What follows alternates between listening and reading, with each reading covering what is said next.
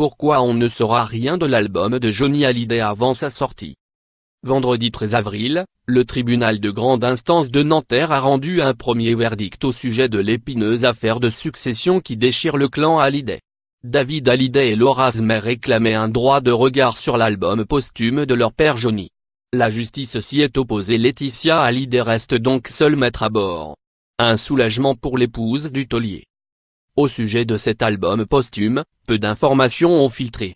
Et pour cause, jusqu'à sa sortie, nous ne communiquerons pas sur cet album, a assuré le directeur artistique du chanteur, Bertrand Lamblot, à nos confrères du JDD. Nous avons tous signé des contrats de confidentialité comme cela s'est fait pour tous les derniers albums de Johnny, a souligné de son côté le parolier Pierre-Dominique Burgot, qui aurait adapté en français un titre du musicien de l'Oklahoma, J.D. McPherson, toujours selon les informations de nos confrères du JDD. Rien ne semble être confirmé en ce qui concerne la date de sortie de cet album posthume. Le 15 juin, jour d'anniversaire de Johnny Hallyday, avait un temps été avancé, mais cette information n'a pas été réaffirmée.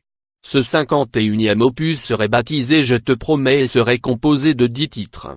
Sébastien Farran avait confié que c'était l'album le plus personnel du rocker, louant la voix extraordinaire du chanteur puisque ce dernier avait arrêté de fumer avant les enregistrements, avait-il expliqué le 25 mars dernier, dans les colonnes du JDD. Nouvelle confidence, cette fois-ci au sujet de la pochette de l'album. Elle pourrait être en noir et blanc selon l'ancien manager du rocker. Dans la notion d'amour que Laetitia lui a redonnée, cela passe par le noir et blanc. C'est elle qui a déniché le photographe Mathieu César pour la pochette et le clip de l'album de l'amour, a expliqué Sébastien Farran au JDD. Crédit photo, Best Image.